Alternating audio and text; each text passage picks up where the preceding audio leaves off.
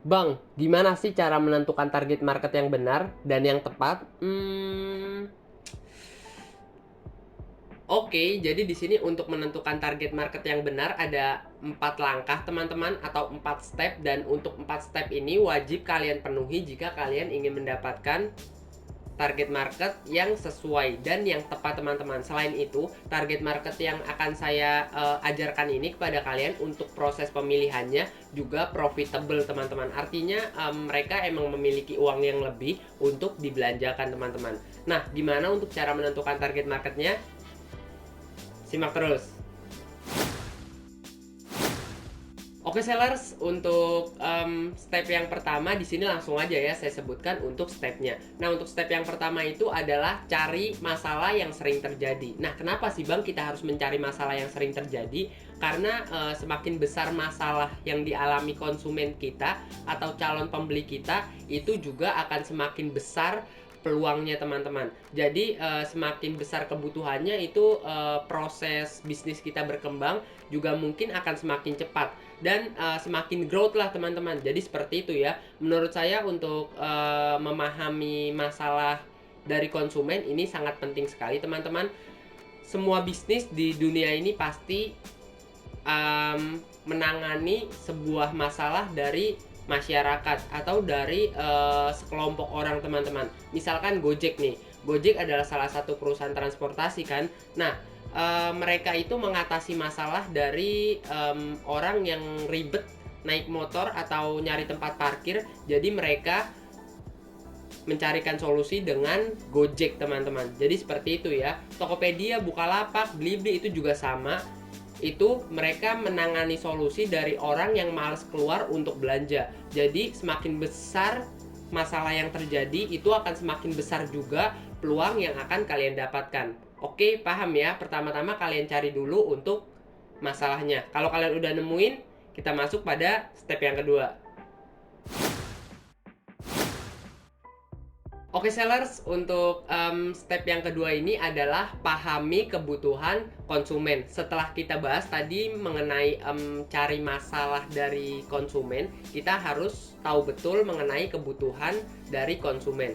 Nah, ketika kita sudah menemukan masalahnya, tentunya kita juga harus menemukan kebutuhannya atau solusinya teman-teman. Nanti solusi ini bisa kita kemas berupa layanan, jasa ataupun produk yang akan kita tawarkan kepada konsumen teman-teman. Nah, di sana pundi-pundi rupiah tercipta teman-teman. Jadi seperti itu ya. Saya akan beri contoh nih. Nah, misalkan nasi padang atau masakan padang teman-teman. Nah, masalah dari bisnis nasi padang itu apa sih?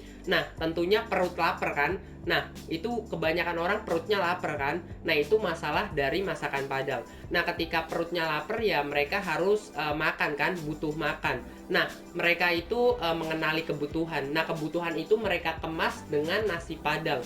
Jadi kebutuhan ini yang sangat penting bagi konsumen. Jadi nasi padang ini dikemas berupa produk teman-teman. Nah, produk ini nanti akan ditawarkan kepada konsumennya. Oke, jadi paham ya. Dari masalah, kebutuhan, terus diubah ke solusi, terus ditawarkan ke konsumennya. Kira-kira seperti itu teman-teman untuk prosesnya. Oke, kayak gitu ya untuk step yang kedua. Oke sellers, selanjutnya kita bahas mengenai step yang ketiga. Nah, untuk step yang ketiga ini adalah menganalisis target market. Nah, apa sih Bang yang dimaksud menganalisis target market? Nah, untuk cara menganalisisnya ini sebenarnya agak teknis, tapi saya akan jelaskan mengenai inti-inti dari cara menganalisis target market. Nah, untuk cara menganalisisnya kita harus mengetahui betul mengenai target market kita. Seperti umur dari target market kita itu kita mau targetin di umur berapa sih? Misalkan sekitar 14 sampai 20 tahun atau sekitar 17 sampai 25 tahun, itu harus clear dulu ya teman-teman mengenai umur. Bukan hanya umur, itu tentang profesi juga, pendapatan atau gaya hidup, apapun itu teman-teman, kalian bisa tentukan dan analisis target market kalian sespesifik mungkin lah, jadi sedetail mungkin teman-teman. Oke, kayak gitu ya. Nah, kalian bisa catat juga atau analisis beberapa data-data tentang konsumen kalian.